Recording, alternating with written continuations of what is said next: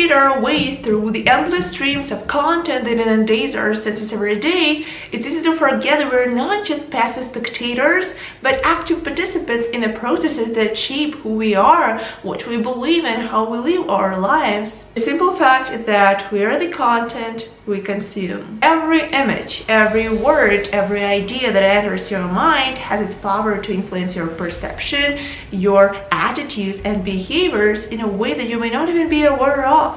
What if I told you that the content you consume every day could be the key to unlocking your full potential, or could be holding you back? In this video, we'll dive deeper into the topic of content consumption and how content we consume can influence our lives. So buckle up and get ready to have your mind blown as we explore the topic of content consumption and how it affects our life. But first of all, let's find some motivation to discuss this topic. Let's read some interesting quotes. You are what you read. You become what you consume. The books you read and people you meet shape the person you become. Your mind is a garden. Your thoughts are the seeds. You can grow flowers or you can grow weeds. We are shaped by our thoughts. We become what we think. You are the sum total of everything you've ever seen, heard, eaten, smelled, been told, forgot. It's all there. Everything influences each of us, and because of that, I try to make sure that my experiences are positive. But my favorite one is the quote of Mark Twain, and here it is. The trouble with the world is not that people know too little, it's that they know so many things they just aren't so. This quote amazingly illustrates the huge problem in the 21st century and the huge problem of having the access to the internet, especially for people who are curious like me. Sometimes it's so hard to stop looking for different information. Like, I'm so curious to know everything that's around me. Look for different facts and information. Like, I can easily start to read about, cognitive science and end up reading the history of Earth. Curiosity is an amazing trait, but sometimes, it has its pitfalls. So, understanding what content you need to consume is indeed important. When it comes to content consumption, there is a difference between what successful and unsuccessful people tend to consume. Here are some examples. Successful people tend to read a lot of books, particularly non-fiction books related to their field or industry. This helps them stay up to date on the latest trends and developments in their field. They also tend to consume content that is educational or motivational in nature, such as podcasts or TED Talks. This helps them stay motivated and inspired. Successful people also tend to limit their consumption of social media and news, recognizing that too much of these types of content can be distracting and emotionally draining.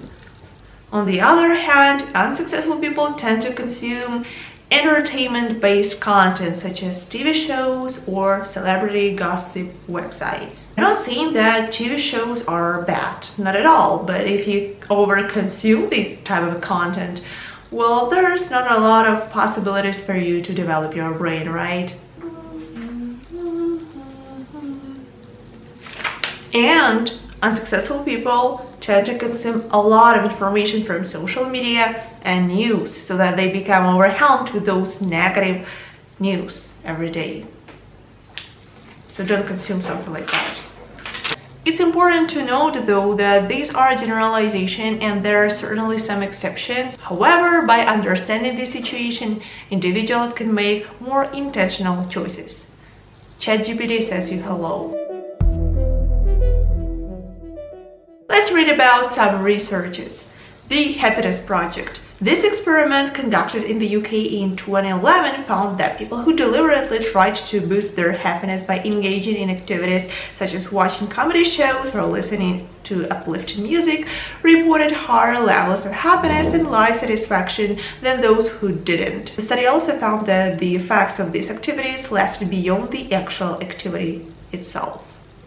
The video game experiment. This study published in 2018 found that playing video games that required problem-solving skills and strategy was associated with better cognitive function and creativity compared to playing games that relied on speed and reflexes. The study also found that the benefits of playing strategic video games extended beyond the game itself and could improve cognitive abilities in other areas.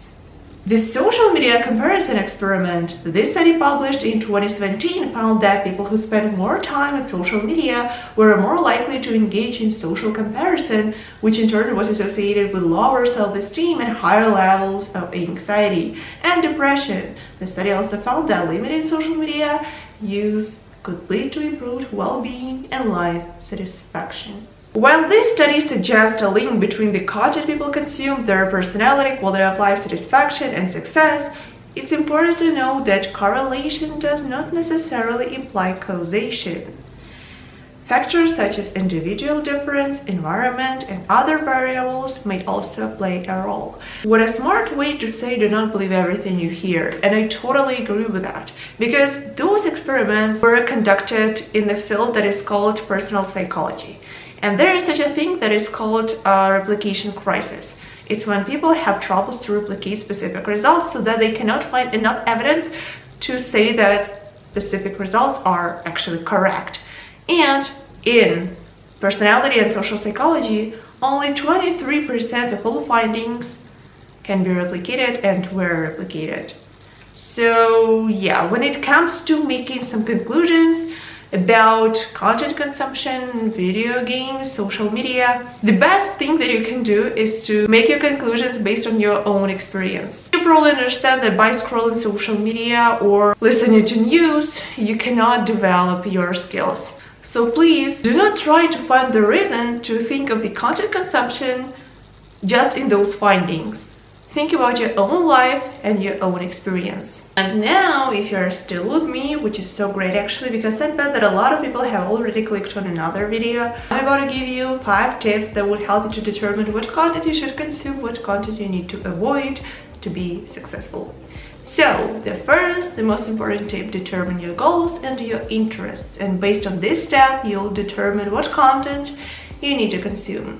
And yeah, you shouldn't have so strict rules here, like I want to become a businesswoman, I'm going to read a lot of books about business and business only. No, you shouldn't kind of restrict yourself here. Actually, you need to be a versatile person. So just try to have some priorities in your literature, films, research papers, so on and so forth. Second tip, read reviews and recommendations of trusted sources. So thanks to the access to the internet, you're able to read reviews and recommendations of people whose point of view is important for you. So maybe he or she is expert in your field. Third tip, create specific reading lists or watching lists. So those lists would help you to not be concentrated on everything. So having a specific list, you will try to read each book of this list, and only then you can move on to something else. So because having the access to the internet, it's so easy for us to be overwhelmed with different literature, and sometimes we start reading one book, then another, and a lot of books at the same time. Well, a lot of people say that it's a great way to read books. Well, yeah, if you have like 2 or 3 books at a time, but sometimes I have like 10 books at a time, and it's not really productive. So have specific reading lists and watching lists for films and documentaries. Fourth tip, set limits on social media. So, well, we talked about that in a video about our phones and why we shouldn't consume too much social media. So yeah, just have specific limitations so that you don't spend too much time on social media.